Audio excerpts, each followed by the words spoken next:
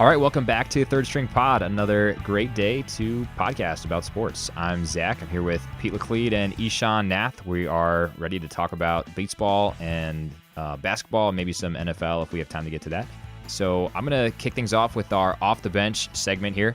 Guys, I was looking at the transaction tracker for the MLB offseason, and I saw an article by Travis Sawchik over at Fangraphs, and he is asserting that the Angels have already won the offseason. And I kind of think he's right. So what do you guys think? Have the Angels already won this offseason? So as I'm looking at the transaction list as well, I think it's a pretty valid case to make that the Angels are winning, but I think we have to define what winning is. Is that exclusively they've done better than every other team? They just so far have had the strongest offseason, because I think the Angels have been strong. I mean, you look at Zach Cozart, Ian Kinsler showing up in the Angels organization as well, but they still haven't added to any pitching. So I think that they're in a great spot and starting to posture themselves well, but I think it still bears repeating that they still don't have a rotation, specifically a backside of the bullpen, to really make that deep postseason run that you're looking for. A lot of young talent, a lot of recognizable names. So for the fans, this is huge. This definitely looks like winning, but I still don't think Mike Scioscia has the recipe he needs to really make a deep run yet, based on what they've done this offseason. It also seems premature to make any grand proclamations about the offseason when so many of the top players haven't signed, so many trades haven't happened yet, and the Angels had such a long way to go, like Pete's saying, to be a true contender. So they might have had the best offseason so far, but that's a very different statement. Yeah, that's fair. I think, the offseason's long. We have a long way to go. And, I mean, even further, if you take it all the way to the trade deadline, there's a lot more transactions that can happen before that deadline closes, in the middle of next season. But, I mean, let me just make a devil's advocate case here, or more like a Travis Sawchik case. So the first one is, right, we talked about how quiet the hot stove was before the Stanton trade and the Shohei Ohtani signing. We all thought it was going to be Chicago or San Diego that got Ohtani. Ended up being Los Angeles. So that was the big splash that they made. And the Angels, of course, have had the best defensive shortstop in baseball for a while now, from in Andrelton Simmons, someone who's so much fun to watch on highlight reels, right up there with Nolan Arenado and Manny Machado in just defensive amazement. And I would say higher than Machado in defensive consistency. So they already have Simmons, but then they went and added Kinsler and Cozart. And so the Angels infield now features 3 of the top 4 middle infielders who lead their positions in defensive run saves since 2012. In Cozart, who they're going to play at third, Simmons at short, and Kinsler. So right away they've upgraded their infield tremendously, and basically any hitter that's going against an Angels pitcher is going to have a hard time hitting a ground ball successfully to the left or the right side of the infield. And then on top of that, they have the Ohtani signing. So Pete, I take your point that they haven't done much for the back of their bullpen, and there's still a ways to go. But I think the Angels have significantly improved. The only team I would say who can contend with them as far as who's winning the offseason so far would be the Yankees. With the Stanton trade, they just re-signed CC Sabathia. So I don't know. Still a big fan of what the Angels have done already. But there are some other big name headlines. So I guess to kick it back to you guys, what do you think would have to be done for the Angels to win the offseason, or what else are you looking at to happen with other teams that are trying to make a splash? So I think what the Angels right now are doing is kind of padding the positions that they didn't need to pad as much. I think they're putting a little too much emphasis on getting those big names right now, and they're getting a lot of power bats.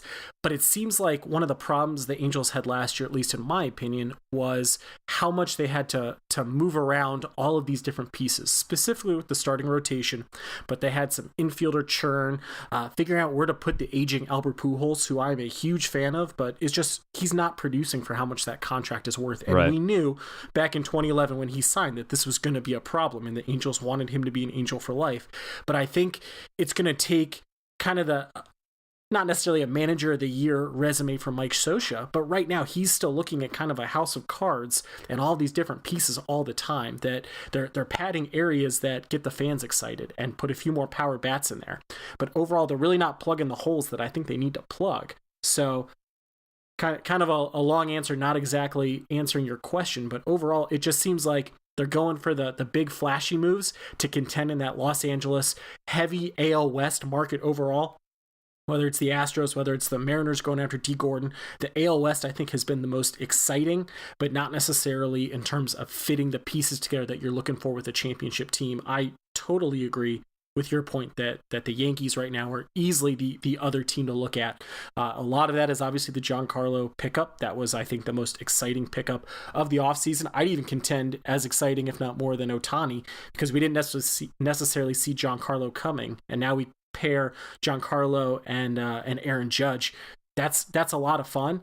And we look at where the Yankees needed help. They seem to be getting that help. The Yankees also re-signed CC Sabathia on Saturday, which again, Brian Cashman is doing it right in figuring out how to keep his luxury tax low while padding the areas he had some issues with, specifically that starting rotation last year. Also, do we even know if Ohtani's going to play? That's an important question to keep in mind. Great point. Yeah, you just mean because of the UCL, you mean? The injury?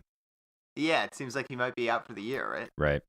Yeah, I mean, the information's been relatively scarce on that, but he does have a grade 1 UCL strain, and pitchers have pitched through that before with minimal effect, or it's just taken several years before they reach a point where they needed Tommy John. So the grade 1 UCL is relatively unproblematic from my understanding, but take it from somebody who has absolutely zero medical training. So, all right, should we move on topics? Yeah, sure. I'm going to kick this over to you, Ishan, because I know you have something you wanted to talk about in this segment about the NBA. Just a mini rant about the NBA and minutes played and how that affects performance and team's probability of success. So recently, the Minnesota Timberwolves head coach Tom Thibodeau, as has happened many times in his career, has come under a lot of fire in the media for the amount of minutes he's been playing his players. And to be fair, some of his players are even making suggestive comments after the games about how they might be tired from playing too many minutes.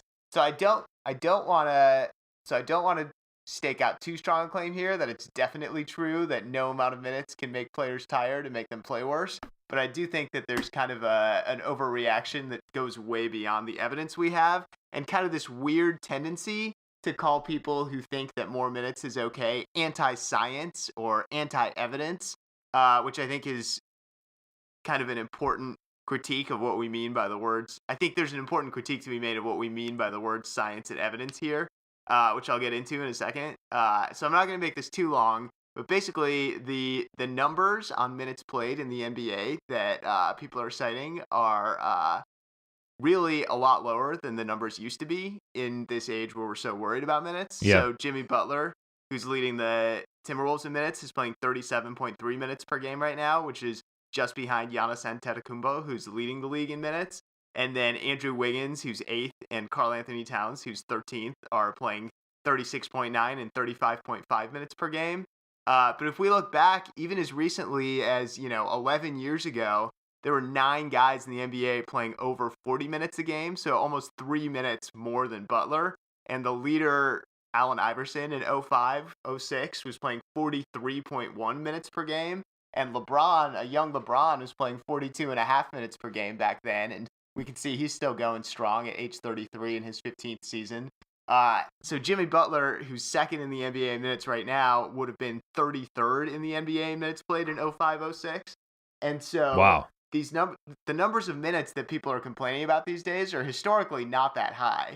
And so there's some case that people make that, the game's different now. People have to run a lot more because there's more shooting and more athleticism at the big man positions, for example, and the game's oriented differently. And it's possible some of those things are true, but do we really know that they're 6 minutes per game more true than they were 10 years ago?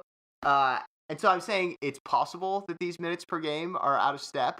But one piece of evidence that people frequently cite, or on Twitter, a lot of people talk about, the Warriors players don't play that many minutes. Steph Curry, Klay Thompson, their stars are low to mid 30s minutes per game, and they win all these titles. And the Spurs players don't play that many minutes, and they've been a contender for so many years and won some titles. Although I should note that Tim Duncan early in his career averaged over 40 minutes per game one season, so that hasn't always been true. But what I really hate about that is that, to me, the causality of that is almost exactly reversed, in the sense that these teams that win championships win a lot of blowouts and their players sit in the fourth quarter and then don't play a lot of minutes. And then people produce all these correlations between minutes played and championships won, and it really doesn't show anything causal. but then they get on Twitter and like fire at all the old anti-science people for not understanding that there are these, really strong correlations between minutes and championships.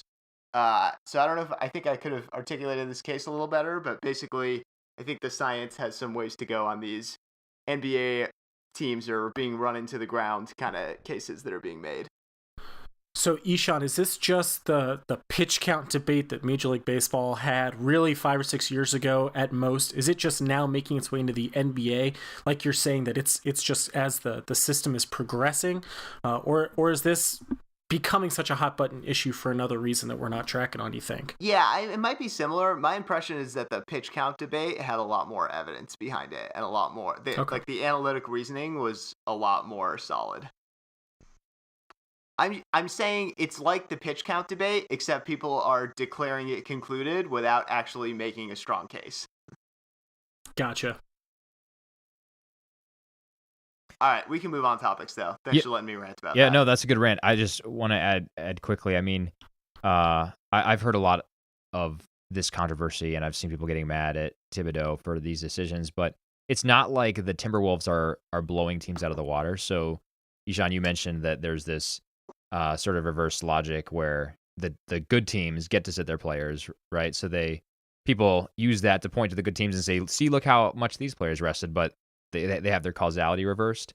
And Thibodeau's playing his stars, but the Bucks right now are, the Timberwolves right now are 17-13. So it's not like he has the luxury of letting these guys sit a lot more. I mean, he's trying to do his best against difficult conference opponents, and to do that, it might mean playing Butler 38 minutes a game, even if it's tiring him out. So I'm sympathetic to what Thibodeau's doing, and I agree with your rant. Well, and isn't it funny that we have all these debates about minutes and how hard we're playing guys, and then as we get late in the season and Greg Popovich sits his entire starting lineup as it's getting close, the NBA is coming after him, the fans are livid. I mean, is this just one of these where people are never going to be happy? I think it's one where people are going to keep arguing. But I think that's also a good transition to weren't the Spurs going to be our next topic? Yeah. We're let's just go right to the heart of the order right now.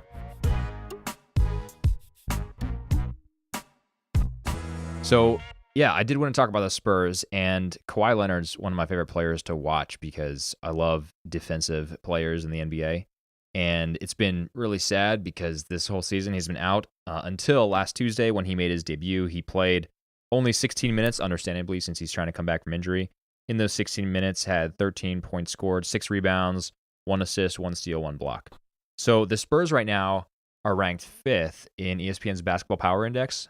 And I'm wondering what you guys think is the impact of Leonard coming back if he's able to stay fully healthy. What do the Spurs look like? What's that mean for the West? Well, I think that Kawhi last season was the best player in the NBA. And I think that what the Spurs have done without him has been just jaw-dropping.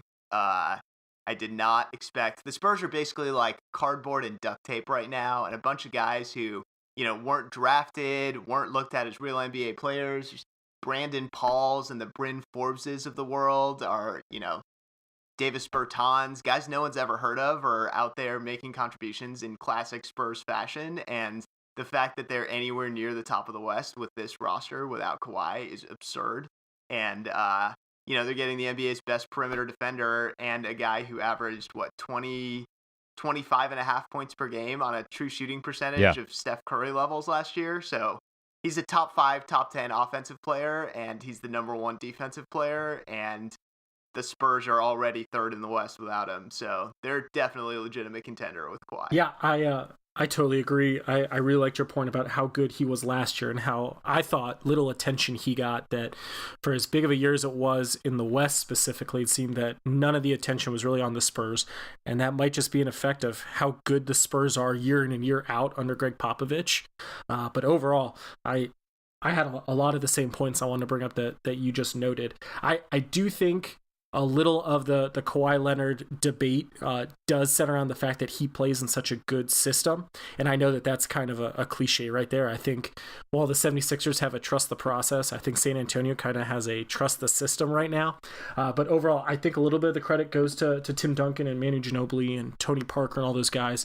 But overall, this team is going to be a lot of fun to watch. And I think that they are very, very real. And I like the way that they're doing it. The Spurs are always known for being kind of a quiet giant. But I like the way that even Kawhi Leonard handles himself in the press conferences, that it's very much about the team, and it's very much they're going to go out and do their job. So I don't really have any good stats that you guys haven't already brought up, but I'm excited to have him back. I think the West, while we knew it would be the dominant conference, just got even better this year with him coming back finally. I'm interested if they're going to limit his minutes anymore. Have you guys seen anything on that? I know that was a debate last week. Yeah, I saw just some chatter that Popovich is going to bring him back slowly and maybe play him in alternating games perhaps and keep his minutes low for now. That makes sense. Well, I want to jump off your point, Pete, and open this to the wider Western Conference in general. So how does this change the conference? Right now, the Spurs are third in the conference at 20 wins, 10 losses. The Rockets sitting at the top, maybe unexpectedly. We all thought the Warriors would be there, at least I did. The Warriors are a couple games behind, or a game and a half behind at 23-6. And I don't know if you guys would agree with this characterization, but I see sort of the Rockets, Warriors, Spurs as the top three no-brainers. And then the rest of them really from 4 through 9. So Minnesota, Portland, Denver, Pelicans, Thunder, and Jazz rounding out that list of teams that are pretty tightly grouped in there. And in my mind, without Kawhi, the Spurs maybe would be more in that group. It's sort of ambiguous. You're not really sure how it's going to shake out. And now I think the Spurs are really in the conversation for who is the best team in the conference, Rockets, Warriors, or Spurs. What do you think? Yeah, I think that's absolutely the right analysis. I think it's a big jumble. Also, in terms of the Western domination, I just want to point out real quick that hasn't really played out so far. I think I saw a stat that the East actually has a winning record head-to-head against the West. And right now, the 3rd, 5th, 6th, 7th, and 8th seeds in the East all have a better record than, or at least tied or better record than the corresponding seed in the West. Yeah. So maybe the West isn't really that dominant.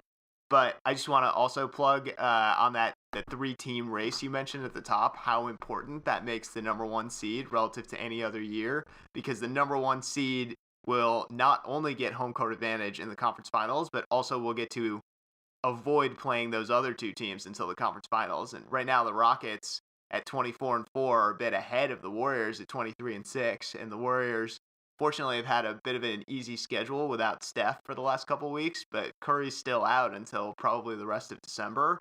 So if they lose another game or two and the Rockets get an even bigger lead and then manage to avoid, if somehow the Rockets can finish the season, and they're undefeated with Chris Paul, another thing worth mentioning, they can finish the season ahead of the Warriors and Spurs, have the Warriors and Spurs battle it out, and then get home court advantage over the Warriors, assuming the Warriors beat the Spurs, which isn't guaranteed, in the conference finals, then all of this Warriors unbeatable super team and the playoffs are going to be boring might not actually be so boring. Also worth noting that the Rockets and Warriors have almost the exact same point differential so far this season, and that's with Chris Paul having missed like a month worth of games. So I think we should do a whole podcast about how legit the Rockets have been, or at least a whole section of a podcast, and I haven't really prepared that yet today. But the West is fun right now. Yes, totally agree. And let's put that down as a future topic. We'll talk about the Rockets. But over to you, Pete. Well, I was going to pile on because that's all I'm doing today is piling on these great points. But the Rockets, especially in efficiency, are just fantastic. James Harden, who I know we love to rag on for his lack of defense, has been great. Chris Paul, since coming back, has been great. Agreed. But that's still what we kind of think of, I think. Yeah. I think most of the world assumes he's just a scoring machine. But also don't forget Clint Capella, who's slowly but surely kind of having a monster year. I turned on one of their games a couple nights ago, and I got to be honest, I didn't know anything about this kid until I looked him up as I was sitting in front of the TV. And I mean, he's first in field goal percentage, first in defensive rating, second in offensive rating, third in rebound percentage. He's having a great year. It's the unsung heroes, I think, that are really making the Rockets stand out while Chris Paul wasn't there. Also important to note, I don't know if you guys saw this, we'll make sure to retweet this off the third string account, but George Foreman last night laid into the Rockets mascot with a sick left hook that is guaranteed to make your day because you are not the Rockets mascot. So even if you're rooting against the Rockets, it's a hilarious video that you got to watch. So I am all in on the Rockets right now, that they are just exciting to watch. Well, let's definitely return to this topic for a future third string episode, because I think the Rockets deserve some more chatter, and we should give them that. But I want to stay on the NBA topic and shift from talking about the Rockets or the Spurs or Western Conference. I want to actually talk about some promising young players that we see in the league right now.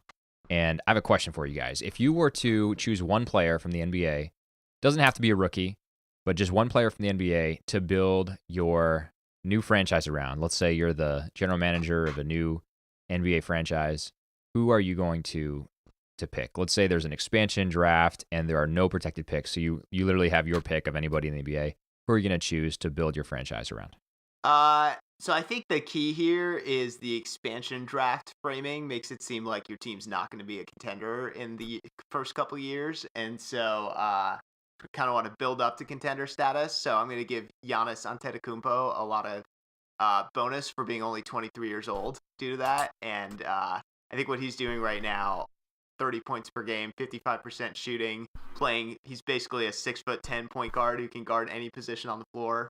I think the answer has to be Giannis if you're taking the long-term view. Sure. I think if you're taking more of a next 3 or 4 seasons view, then it's a more fun, wide-ranging conversation with Steph and Kawhi and LeBron and KD and James Harden. Yeah, that's fair. I tend towards the first version because I think it helps us think a little bit less about who are the superstars today, although Giannis is a superstar today, but looking more to the future. If you want to build the foundation for success in 10 years, who are you going to choose now, right? So who's showing promise, or who's a cornerstone that you can build around and you know that they'll still be good or better 10 years from now? So I like your pick of Giannis. Who else would you put in that conversation, though? Wait, I have to think about that. So Ishan, you mentioned LeBron real quick, and I know that this is probably going to get me in trouble with a lot of our listeners, but I like going with LeBron. I know that he's 33. I know he's in his 15th so in season. 10 years, he'll be 43, but he'll probably still be playing basketball. So at the very least, he can be your coach. So let's start with the negatives first. So LeBron, getting up there in age. He's had some issues specifically with Kyrie that we talked about back in, early November on this show. We talked about some of those issues.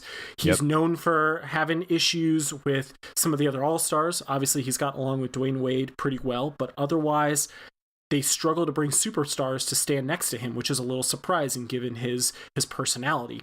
But overall, if I'm looking at a team in the expansion draft who I'm trying to stand up right now, I don't know why I would go with anyone besides LeBron, because I need a guy who, one, this is a business. I need butts and seats. I need excitement around my team. LeBron, even though he didn't get along with Kyrie, I think has a decent rapport for being able to help shape younger players, whether they want him to or not. I know that he has a lot of issues, but you look at his conversation with Lonzo Ball, last week when the Cavs played the Lakers, and you look at him, that he is very keen, I think, on trying to shape the next generation of NBA players, whether that's good or bad. I am not smart enough to really be able to articulate, but I think his ability to draw attention, his ability to still take over a game if he needs to, and his ability to mentor those younger players is kind of what I want in the next 2 to 3 years as I'm trying to create this team and build more of a culture than anything else. I think while it would be awesome for my expansion team to win it all in the third year that it's been stood up, that's not really realistic. And how do I accurately project a guy who's going to be good in 10 years? I think Joel Embiid, I'd like to seal him out of Philadelphia. Sorry, Zach. Because he's got that personality. He's exciting to watch. And that's what I get with LeBron. But I get a tried and true guy who I think I can depend on for 2 to 3 years, at least to kind of get me over the hump, where I've started to build, not necessarily a farm system. Obviously, we talk about that a lot more in baseball, but I've kind of built a culture and I've built a way forward for my program.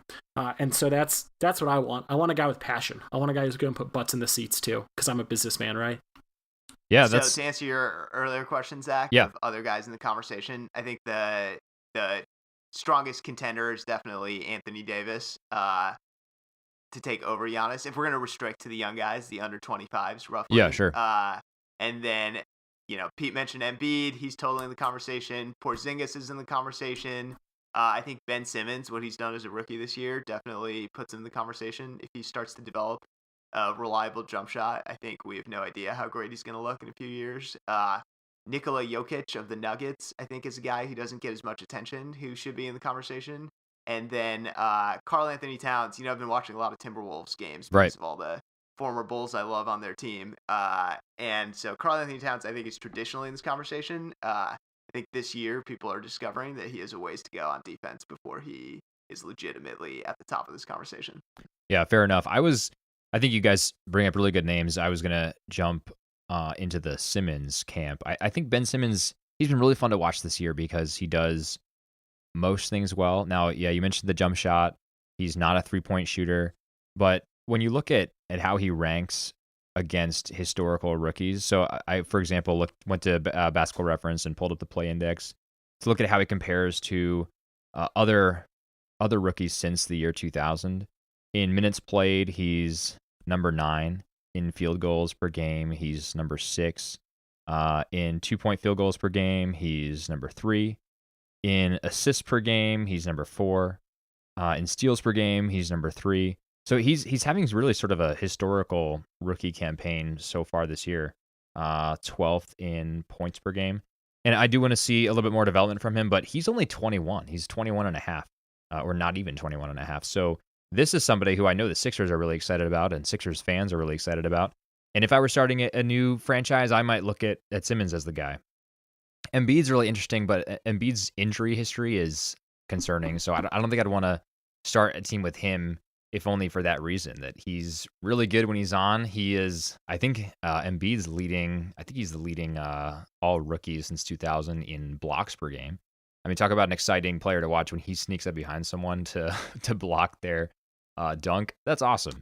It's a lot of fun to watch. And I know he energizes the fan base. So Pete, to your point, I think he'd put people in their seats. And that'd be really fun. But again, the injury history just concerns me. But I think, Ishan, you were going to mention something on Simmons. Oh, a couple more stats on both Simmons and Embiid. As you guys know, I'm a huge fan of lineup data, and the Sixers are plus 2.2 per 100 possessions with Simmons on the court and minus 6 per 100 possessions with Simmons on the bench. But for Embiid, and I think the lineup data for Embiid has just been absurd since the day he started playing last season. That's why I think there's a strong case for Embiid, even ahead of Antetokounmpo, if, like you said, you can guarantee the health. Right. But this lineup data this season for Embiid, the Sixers are plus 7.3 per 100, That's which insane. Puts them in top five teams in the league when he's on the court, and they're minus 7.9 per 100, which puts them in the bottom five teams in the league when he's off the court.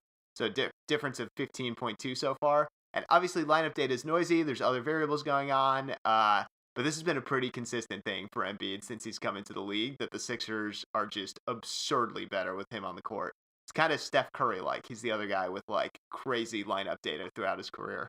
Yeah, and I was going to say that none of us had mentioned Steph Curry, and I think he'd be another possible choice. Pete, to your reason about filling a stadium, he leads the NBA in jersey sales. He's one of the most popular NBA players right now, and he's also been on the vanguard of this new wave of basketball. He's standing back and he's shooting threes. He's a high efficiency shooter. I mean, he's a lot of fun to watch too, and he also seems to be a leader on the team in a different way than a LeBron might be, but he seems like he'd be a good franchise cornerstone as well. While we're on the lineup data, I just want to also plug that Antetokounmpo, the Bucks are plus 5 per 100 with him on the court and minus 12.9 per 100. Oh my goodness! So an even bigger differential than Embiid. But go ahead, what were you gonna say, Pete? I was going to say, just to make this a little more interesting and something you guys probably haven't thought about at all, and I didn't think about until about 3 seconds ago when we mentioned Steph Curry, is how about coaches? Obviously, there's many more coaches out there you could start a franchise around, but if you guys could pick one away from any NBA team right now, let's say that this is like the Raiders of 2000, so coaches are in the mix. What coach do you pull to try to mold this incredibly young team to build a franchise around? I'm going to have to say I would just ask LeVar Ball to coach my team. Are you in Lithuania right now? Totally kidding. I would actually ask LeVar Ball to just, not ever come watch my games, because he would bring so much distraction. But I would probably go with Popovich. I think you got to go with Pop, right? I mean, so Ishan mentioned before how surprised he's been with what the Spurs have done without Kawhi, their number one. And this is something that Popovich has done year in and year out. He knows how to coach a championship team. He's had sustained success for a long time. He knows how to build a team from the ground up. I'd have to go with Pop. Pop is obviously, in my opinion, the best coach in the NBA and one of the best at his profession, probably in any profession in the world. But I think I would have to, just for longevity reasons for this team, I think I'd have to pick Brad Stevens because I think he's almost as good a coach as Popovich and Kerr. And with Popovich's age and Kerr's health problems, I think Brad Stevens, you could pencil him in as having a top 3 coach in the league for the next 25 years. And what he's done with the Celtics in terms of their winning to talent ratio, I think is like pretty exceptional since the day he showed up there. And so just to be a little different, I'm going to go with him.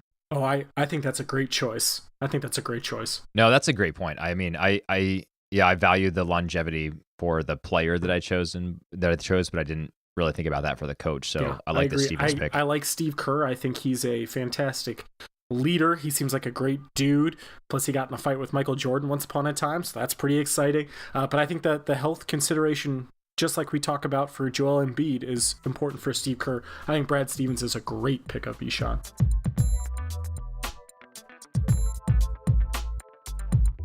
Well, speaking of coaches, let's pivot sports here and go to the NFL. So we're almost done with the NFL regular season, and there are some teams that are looking pretty good, and there are an awful lot that are looking mediocre to straight up bad. So who do you guys think are the coaches on the hot seats right now? Who are going to be the first to go? Obviously, the Giants already lost McAdoo. There was a headline that came out today that Marvin Lewis is leaving the Bengals after this year. So besides those guys, who do you think is not going to be with their current team for the start of next season? So I think Chuck Pagano. I hate to say this because I really like Chuck as a person. Not that I know him personally, but I've really been impressed with him as a coach. I think he's kind of the easy choice. I don't think Andrew Luck's injury status has helped at all. I saw today he might even be out longer with a bicep injury as well. But that Colts team is chronically underperforming. But Ishan, I'm especially interested in your reaction. I'm looking at both Tom O'Brien out of Houston and also John Fox in Chicago. And obviously your Bears have not had a great year, but I think I put John Fox actually as my top next coach on the hot seat. So I've watched a lot of Colts games due to the fact that their quarterback was in my graduating class in college. And I think that Chuck Pagano is a delightful human being from everything that we can see in the public, but just a terrible football coach. And I've been wanting him to get fired for many years now. So I would agree with looks that. like that's going to happen. I think for John Fox, I was a Fox defender until more recently than almost anyone else in Chicago, because I felt like what he was doing, getting a lot of close games out of a team with very little talent on it, was impressive in years past. But I think this season, the fact that the Bears have not been able to turn the corner with a lot better talent on their team, at a lot of positions at least, has been...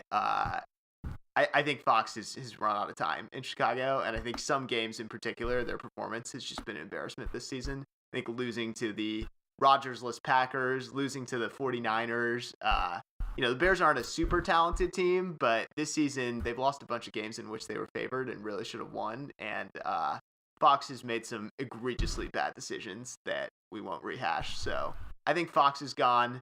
I would love to see former Bears quarterback Jim Harbaugh poached from Michigan, but it doesn't seem like that's going to happen. I think he's pretty happy in Michigan, and I think really being a football coach at a major university is better than being an NFL head coach because you have a lot more control over it. You're sort of GM and coach at a major college, whereas if you go to an NFL team, you're in many cases, not all, but in many cases at the mercy of what your GM and ownership provides you. But for me, I think I'd have to. So one name that hasn't been mentioned, maybe it's because his ownership has already said he's going to be there next year, Hugh Jackson. So we talked about Chuck Pagano and how he's not a good football coach, but a great human being. I think the same is true of Hugh Jackson. Hugh Jackson he certainly does not have a really talented roster in Cleveland, but he has enough talent on his roster to win more than, one game over 3 seasons. Or is it 2 games? I don't know. I think it's 2 games over 3 seasons, and both of his wins have come on Christmas Eve. So maybe it'll be a Christmas miracle coming up here this week. But they're playing the Bears, aren't they? So it's probably going to be a Christmas miracle because the Bears can't beat teams that are worse than them. Right. So yeah, maybe Hugh Jackson will continue his trend of Christmas miracles on Christmas Eve and winning football games. But I just don't, for the life of me, I cannot understand why Hugh Jackson is still in Cleveland. If I were a Cleveland Browns fan, I'd be writing letters to the owner saying, you got to get rid of this guy and give us someone who can help us win games. So Hugh Jackson's my little soapbox. I just don't understand why he's there.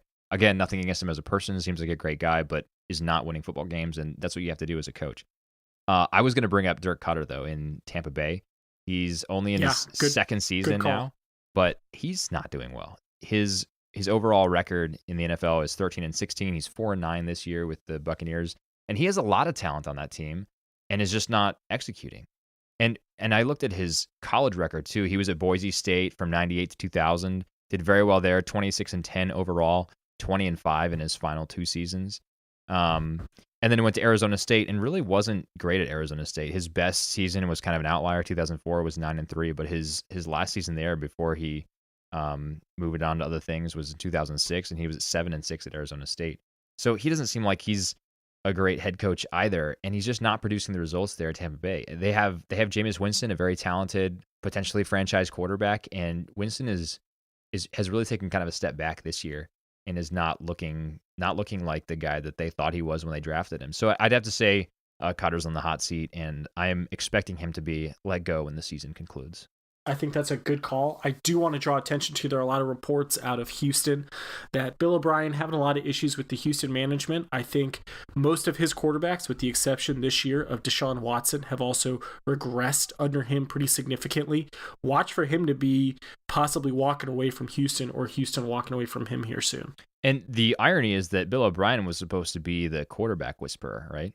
And he actually was. Absolutely. He was at New England, so he was the Tom Brady whisperer at one point, and everyone thought he was the quarterback guy Tom guru. Brady yelled at on the sidelines. Right? Yeah. So can I use this coach conversation to launch into my second rant for garbage time? Oh yeah, sure. Let's do it. All right, so the other coach I think should be fired, I actually think should have been fired on the day this happened, is Sean McDermott of the Buffalo Bills, which might sound a little bit unusual because the Bills are currently clinging to life for the last playoff spot.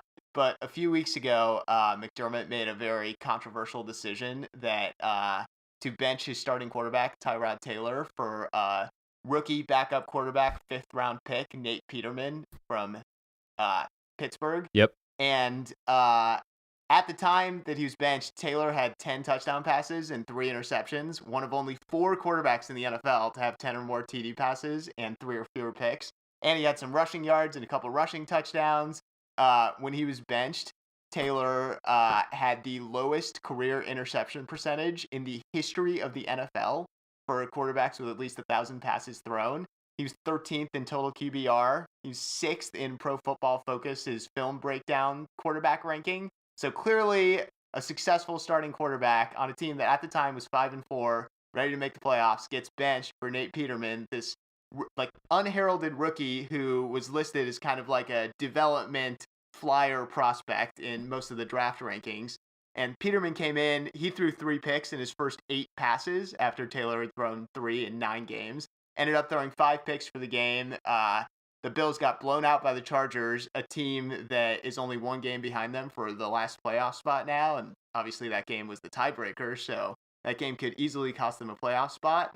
And so it was this terrible, terrible decision to bench a solid upper-tier starting quarterback for a nobody rookie who totally blew a key game for them. So I thought, honestly, he should have been fired on the spot because it was that bad. But I just want to use this to launch into kind of a broader point about American society in the sense that, like, Tyrod Taylor obviously is one of the few black quarterbacks in the NFL.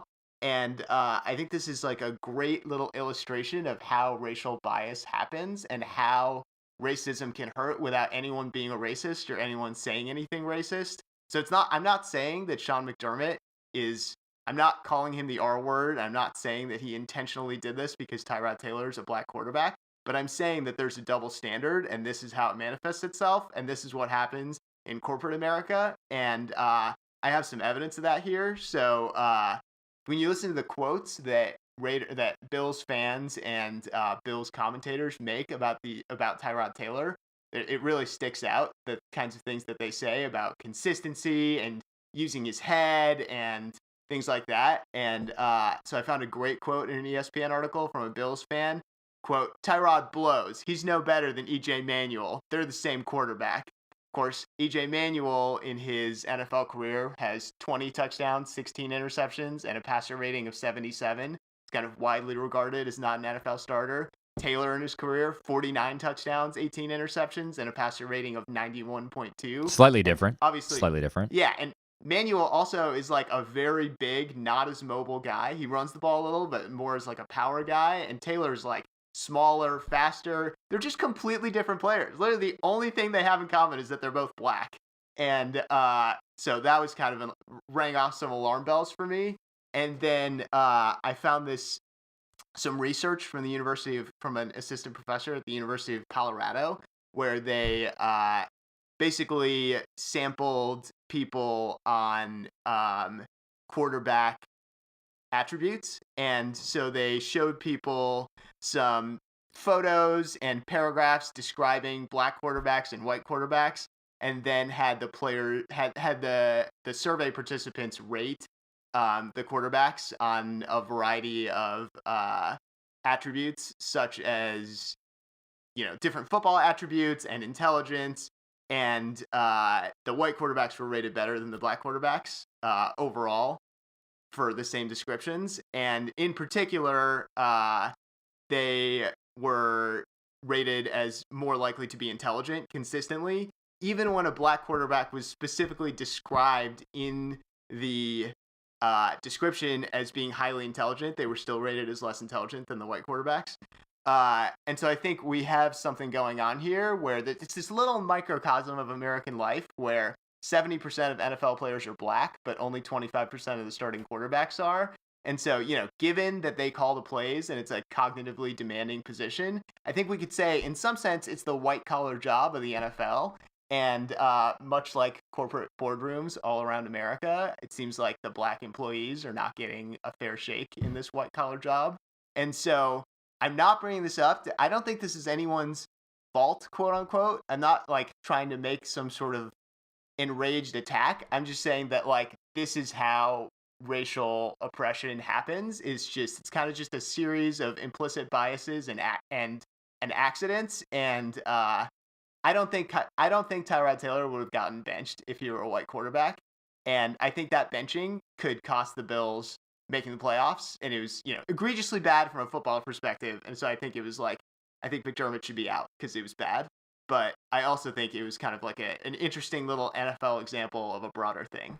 Yeah, that's a really interesting point that I've been thinking about a little bit recently. The study that you mentioned sounds very interesting to me. My response was going to say basically, anecdotally, I can think of examples where this is confirming what you're talking about, but I haven't seen research on it. So I would be very interested to see the research on it. This is really, it's a fact of American life, I think, that we bring our implicit biases to things like sports.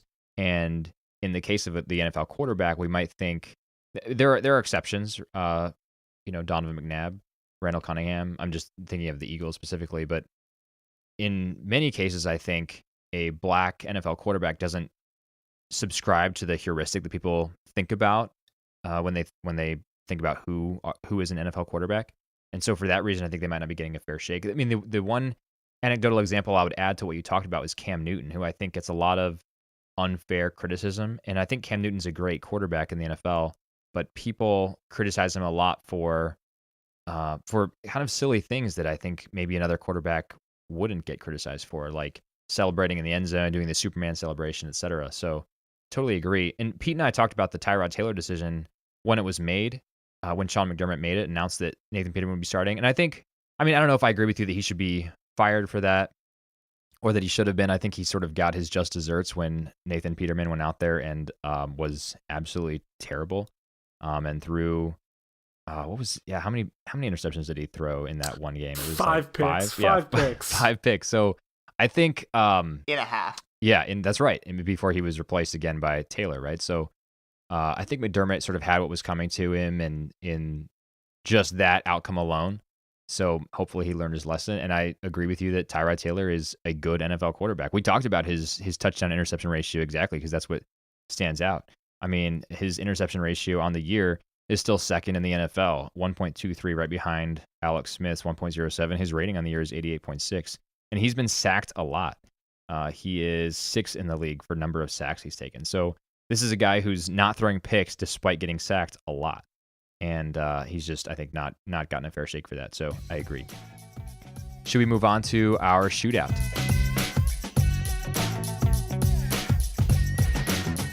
All right, so 3 rapid-fire questions from each of us to the other 2. Pete, I'm going to kick it over to you for question 1. What is your first question on the shootout?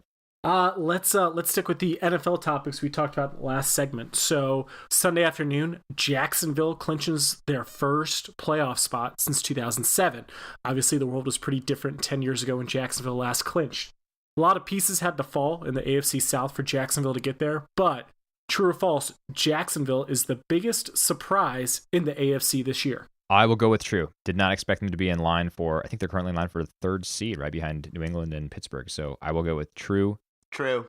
I don't think it's close. Follow-up question, do you guys think that they are actual playoff contenders? You know, if you would ask me that 6 weeks ago, I would have said no, Jacksonville's a mirage because, you know, the typical things that we've heard from Jacksonville before.